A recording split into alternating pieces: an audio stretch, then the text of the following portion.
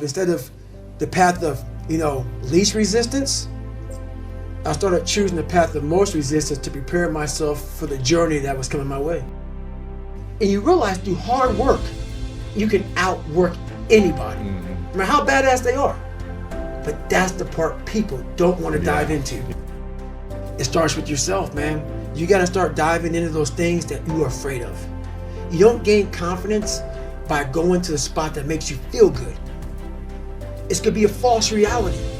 And the second life gives you that challenge, all you want to do is go back to what made you confidence or what gave you confidence. Is that happy spot? No. What gives you confidence, what gave me confidence, was spending years at a kitchen table trying to learn how to read and write on my own. Realizing I can't learn the way you learn. I can't, but I can learn. What gives you confidence is not being afraid. It's overcoming the fear. That's what gives me confidence, is facing these things, overcoming them. And maybe not overcoming them every day, but facing them and facing them and facing them. Pretty soon like this, you know what, man, this is where it's at. It's not in that comfort zone. It's in the discomfort zone is where my confidence is getting built. That's where it's getting built. But people want an easier answer. Yeah. There has to be an easier way. There's not. I'm sorry. I searched for it my entire life. You cheated, I did. You lied. I lied. I did everything. And I still felt empty. Happiness, peace, enlightenment, it's all up here, man. It's all up here. And when I start talking like this, people are, man, no, it's the truth, man. Yeah, it is true. It's all up here. You just gotta be willing to go and face it. And that's the hard part. The physical standard is not what they need to meet. It's a mental standard you must meet in life. That's how I live my life. I now know that there is no cap on the human mind. There's no cap. We cap it ourselves. Life is one big mind game, and you're playing it with yourself. Is it true? I don't care. It got me through the hardest training, starting out broken. Where most people quit, I had just started. Wow. And when you take that mindset and you learn to flip that around, that's what made me powerful. And so I said, I want to do this. I'm going to give myself a challenge every single day until the fear goes away. That's right.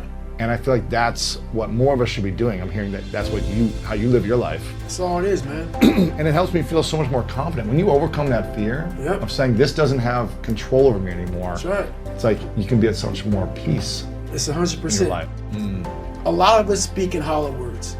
I used to speak in hollow words. I don't do it anymore. Everything that comes out of my mouth has substance. It's real.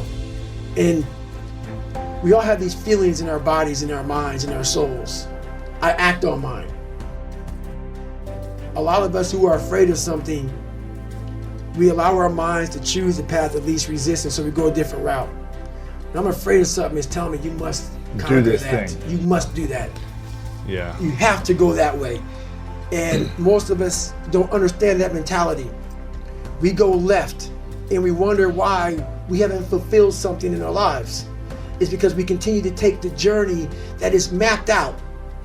You cannot lose perspective of where you've come in life.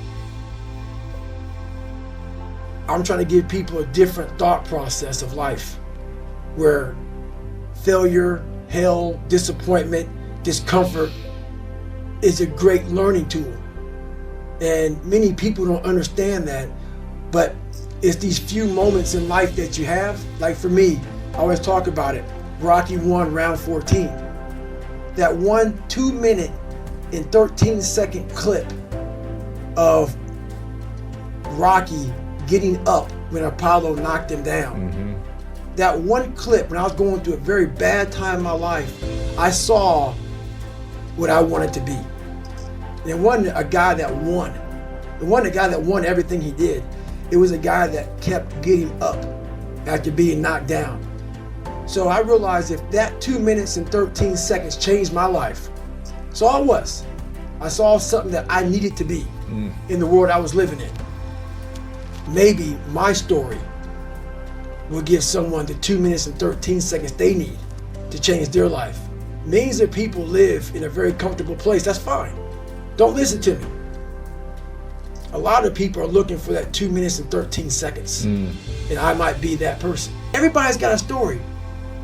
We don't share it on social media. We share our nice life on social media. We all have a dungeon. I'm just willing to talk about mine. Yeah. Most of us aren't willing to talk about it. I'm willing to talk about my dungeon. I wasn't getting into the dungeon of these guys' minds. I wasn't building that so-called mental toughness. Mental toughness isn't something that you sample. It's something that you live in every day. Whenever hardness comes, and you don't know what it is, it may be different for you than it is for me, but you go back to your insecurities. And then when you go back to your insecurities, you then look for comfort within those insecurities. And we all look for that cookie that your mom used to give you when you were sad, when you were sick. We look for our wife or our husband. We look for comfort. It's in those moments you must retrain your mind to think differently in hell.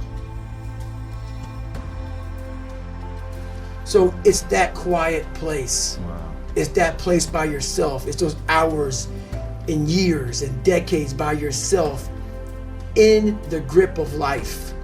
When life has you by the throat and choking you out, and you're sitting there calm because you're trying to figure it out. You're not panicking. You're not quitting. You're not throwing in the towel. You're saying there's a way around this. And when you figure it out, when life has you gripped in a vice and you can figure that out, that's when you overcome. I don't care how you perceive David Goggins, because through my journey, I figured out the one piece I was missing. I thought it was cars. I thought it was women. I thought it was money. I thought it was everything. The one piece I was missing was me having the courage to face myself. And once you do that on a daily basis, it's not about the running. People are going to be talking about working out. Where I got my work ethic from was the hours I had to spend learning this. When you sit down and you're not smart, and you have a disability, and you still want to be at the top of your class, I didn't want to just get by. When I realized that I can learn through hard work, and I can beat the valedictorian in school, but I got put in 10 hours more a day than he does. You know what kind of strength comes from that? When you're sitting down, that guy that valedictorian studied for an hour, and you know I caught you, and I am dumb, but I have the work ethic to catch you. That's where David Goggins got really invented. Was at a kitchen table with 20 spiral notebooks that were empty. And then 3 months later, they were full. And when you can go through that, I still have them in my storage unit. You go through these spiral notebooks of your life, and you realize, this is how I learned. This is unbelievable. There's no miles. It's not about the miles. It's that, having a discipline every day to say, for me to learn this one math problem, it's gonna take me 10 hours. When I started figuring out life, that I was leaving so much in the tank, I call it my 40% rule.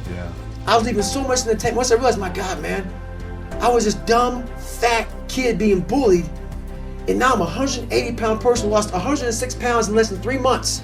Learn to read, learn to do this, learn to do that. I was like, I need more. I was fueling my mind with everything. And I never took time to say, my God, you came from this hell, and you're here. But it's hard for me to call them fears anymore. I don't use that word anymore. They're almost like it's another challenge. Because anything that makes me feel that fear feeling, it's going to get overcome. You go do it. It's going to get conquered. That's almost like fear is my ultimate guide. I'm trying to make you suffer up here to know, my God, man, he really had a hard way to go. Wow. There was nothing special about him. He wasn't talented. He wasn't gifted. He wasn't nothing. He wasn't nothing, and he made it. I want everybody to feel uncomfortable around me. That's it. Because I want you to go home and think about yourself. Think about yourself, man, because you're leaving so much on the table for the possibilities of what you can be.